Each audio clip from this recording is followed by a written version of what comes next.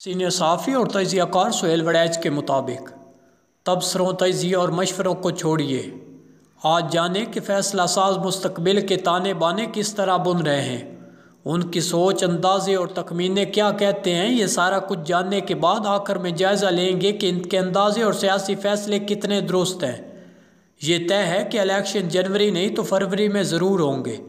کوئی حادثہ یا انہونی نہ ہوئی تو یہ بھی واضح ہے کہ کھلاڑی خان الیکشن کے دوران جیل میں ہوں گے۔ الیکشن سے پہلے ہی نائل بھی قرار دیے جا چکے ہوں گے۔ اعلیٰ سطح پر اندازہ یہ لگایا گیا ہے آئندہ پارلیمان ہنگ ہوگی، کسی بھی جماعت کو قطعی اکثریت حاصل نہیں ہوگی۔ سب سے زیادہ نشستیں لینے والی جماعت کو وزارت عظمیٰ ملے گی۔ دوسرے نمبر پر آنے والی جماعت کو ملک کی صدارت ملے گی۔ ذرائع کے مطابق تخمینہ یہ لگایا گیا ہے کہ نون لیگ 75 سے 80 نشستیں جیتے گی، جبکہ پیپلز پارٹی بھی 60 سے 65 نشستیں حاصل کر لے گی۔ اس تخمینے کا مطلب ہے کہ نونی وزارت عظمیٰ سنبھالیں گے تو جواب دیا گیا کہ نون اور جیالوں میں نشستوں کا کامی فرق ہوگا۔ سوال کیا گیا کہ جیالوں کے اندرون سندھ سے 40 نشستوں کی بات تو عقلی طور پر سمجھ آتی ہے، باقی 25 نشستیں وہ کہاں سے حاصل کریں گے؟ تو جواب آیا کہ کراچی بھی تو خالی پڑا ہے، جیالے 8 سے 10 نشستیں کراچی سے لے جائیں گے۔ نونیوں اور جیالوں میں بڑھتی ہوئی خلیج کے حوالے سے بھی معاملات طے کیے جا رہے ہیں۔ جیالوں کی جارحانہ گولہ باری کے بعد نونیوں نے MQM اور GDA سے پنگیں بڑھانا شروع کر دی، مگر لگتا ہے نونیوں اور جیالوں کے درمیان سیز فائر کرا دی جائے گی۔ پنجاب اور سندھ کی نگران حکومتیں یہ ٹکراؤ نہیں چاہتی۔ آئندہ الیکشن کے حوالے سے یہ معلوم ہوا ہے امریکہ اور مغربی دنیا کے ممالک یہ چاہتے ہیں کہ پاکستان میں جلد از جلد الیکشن ہو۔ ایک مغربی سفارتکار کے مطابق الیکشن جیسے بھی ہوئے وہ پاکستان کو آگے لے کر جائیں گے، اس لیے مغربی دنیا الیکشن جیسے بھی ہوئے ان کو قبول کر لے گی۔ اور بھی سنیے، جیسے جیسے نونیوں کو یقین ہوتا جا رہا ہے انہیں اقتدار ملنے والا ہے، ویسے ویسے ان کے انداز و اطوار، ان کا لہجہ تبدیل ہو رہا ہے۔ اس کے لیڈر اور ترجمان جو برسوں تک جمہوری راگ الاپتے رہے، یکا یک ریاستی بیانیے کے اسیر ہو گئے ہیں، مسالت کی بات کرنے والوں پر ناراض ہوتے نظر آتے ہیں۔ حد تو یہ ہے کہ اپنی سابقہ حلیف پیپلز پارٹی کو یہ دھمکی دے رہے ہیں کہ وہ 90 کی دہائی کی طرح MQM اور سندھ کے انتخابی گھوڑوں سے مل کر سندھ میں پیپلز پارٹی مخالف حکومت بنا سکتے ہیں۔ گویا ابھی اقتدار میں آئے بھی نہیں اور وہی پرانی سوچ پھر سے اود کر آئی ہے۔ خدا کرے نونی کچھ سیکھ سکے ہوں اور دوبارہ سے ملک میں ماضرائی کی سیاست شروع نہ کر دے۔ انہیں تو چاہیے کہ وہ انصافیوں کے ساتھ بھی مفاہمت کی راہ نکالتے، مگر وہ تو الٹا اپنے اتحادی پیپلز پارٹی پر پل پڑے۔ ایسا لگتا ہے کہ وہ اقتدار میں کسی کو بھی شریک نہیں کرنا چاہتے، حالانکہ تاریخ نے یہ ثابت کیا ہے کہ یہ پالیسی غلط ثابت ہوئی ہے۔ چارٹر آف ڈیموکریسی اور 18ویں ترمیم نے جمہوریت، پارلیمان اور سیاست کو مضبوط کیا ہے، جبکہ سیاسی جماعتوں کی آپس کی ماضرائی نے جمہوریت، پارلیمان اور سیاست کو ہمیشہ نقصان ہی پہنچایا ہے۔ اوپر والوں کے تخمینے، اندازے اور سوچ جاننے کے بعد ضروری ہے اس سرکاری نقشے کا تنقیدی جائزہ لیا جائے۔ حقیقت یہ ہے کہ اس وقت ملک کی سیاست اور معاشرہ تار تار ہے۔ سیاست میں تلخی اور نفرت عروج کو پہنچی ہوئی ہے۔ ضرورت اس بات کی ہے کہ ٹوٹے ہوئے اس معاشرے کو جوڑنے کی کوشش کی جائے، تقسیم زدہ سیاست کو مفاہمت کی طرف لے جایا جائے۔ اس کام کے لیے ایک نئے نوابزادہ نصراللہ خان کی ضرورت ہے۔ وہی تھے جو MRD اور ARD کے روئے رواں تھے، مگر آج کی سیاست میں ایک بھی نوابزادہ نصراللہ نہیں۔ نفرتوں کی حد یہاں تک پہنچ چکی ہے کہ مفاہمت اور مسالت کی بات کرنے والے پر نونی اور انصافی دونوں چڑھ دوڑے ہیں۔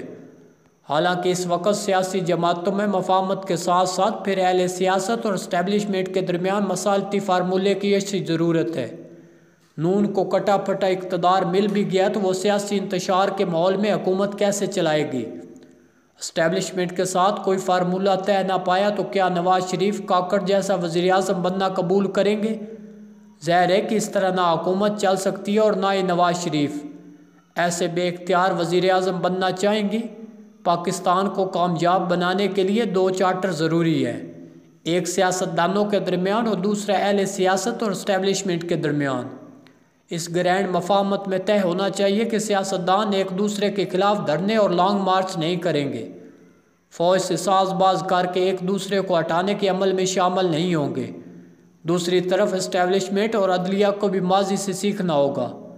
سیاستدان فوج کے معاملات میں دخل اندازی نہ کرے اور فوج پاکستانی سیاست میں اکھاڑ پچھاڑ بند کر دے۔ اگر تو پاکستان کو چلانا ہے تو یہی وحید حل ہے، اور اگر ماضی و حال کی طرح چلنا ہے تو پاکستان مزید تقسیم ہوگا، معاشی ابتری مزید بڑھے گی۔ وہ دن دور نہیں ہوگا جب پاکستان پسماندہ افریقی ممالک کی طرح مسائلستان بن جائے گا۔ جس ملک کی معیشت ٹھیک نہ ہو اس کا دفاع کبھی مضبوط نہیں رہتا، کیونکہ ملک کے پاس پیسے ہی نہ ہو تو وہ جدید جہاز، ٹینک اور اسلحہ کیسے خریدے گا؟ اور جب وہ یہ ماڈرن اسلحہ خرید نہیں سکے گا تو اس کی سیکورٹی کو بھی خطرات لاحق ہوں گے۔ اقوام عالم سے سبق سیکھ کر ہر ادارہ اپنی اپنی حدود میں رہے، یہی ریاست کو چلانے کا واحد حل ہے۔ فرض کر لیں کہ نون لیگ جیت کر اقتدار میں آ جاتی ہے، تحریک انصاف کے لیڈر اور اس کی جماعت کو جیلوں میں رکھتے ہیں، مقدمات چلاتے ہیں، سزائیں سناتے ہیں اور اپنے سارے بدلے چکاتے ہیں، تو کیا اس سے ملک کا سیاسی بحران ختم ہو جائے گا؟ ہرگز نہیں۔ اب دوسرا رخ دیکھ لیں، انصافیوں نے نونیوں کو لیڈر کو جیل میں رکھا۔ 2018 کا الیکشن اس کی اسیری کے دوران ہوا۔ اس وقت فوج اور انصافی ایک صفحے پر تھے، کیا وہ نونیوں کو سیاسی طور پر ختم کر سکے؟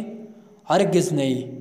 ایک اور پہلو پر غور کر لیں کہ اسٹیبلشمنٹ چاہتی ہے کہ ملک سے سیاسی اور معاشی بحران ختم ہو۔ کیا انصافیوں کو جیلوں میں رکھ کر سیاسی بحران ختم ہو جائے گا؟ ہرگز نہیں، بلکہ یہ اور بڑھے گا۔ انصافیوں کی اپروچ بھی سراسر غلط ہے، کبھی فوج کو گالی، کبھی میڈیا پر الزام تراشی، کبھی نونیوں کے خلاف نفرت انگیز رویہ۔ کیا اس سے وہ اقتدار حاصل کر لیں گے؟ ہرگز نہیں۔ غصے سے بھرے اس ماحول میں دنیا کی طرف دیکھنا ہوگا کہ انہوں نے نفرت، انتقام اور گالیوں سے اپنے مسائل حل کیے یا مسالت اور مفاہمت سے؟ یورپ نے عالمی جنگیں لڑنے کے بعد بلا کر اپنے دشمنوں جرمنی اور جاپان کی تعمیر نو میں حصہ لے کر مفاہمت اور مسالت کا راستہ اپنایا۔ ہمیں بھی پاکستان کے اندر تضادستان کو ختم کرنا ہوگا، مفاہمت اور مسالت کا رویہ اپنانا ہوگا۔ پاکستان کی واحد مشترکہ اور متفقہ علیہ دستاویز آئین پاکستان ہے۔ یہ آئین ملک کے تمام صوبوں، تمام جماعتوں اور تمام مکاتب فکر نے مسالت اور مفاہمت سے بنایا۔ ملک اسی آئین کے تحت چلنا چاہیے۔ فوج بھی اسی آئین پر حلف لیتی ہے، اسے بھی اپنے تمام فیصلے اسی کے تحت کرنے چاہیے۔ سینئر صحافیوں جاوید چودھری، زیرو پوائنٹ، حامد میر، سلیم صافی، رؤف کلاسرا اور نصرت جاوید کے کالمز سننے کے لیے ہمارے چینل کو سبسکرائب کریں اور بیل آئیکن کو پریس کر دیں تاکہ ہر نئے آنے والے کالم کا نوٹیفیکیشن آپ تک بر وقت پہنچ سکے۔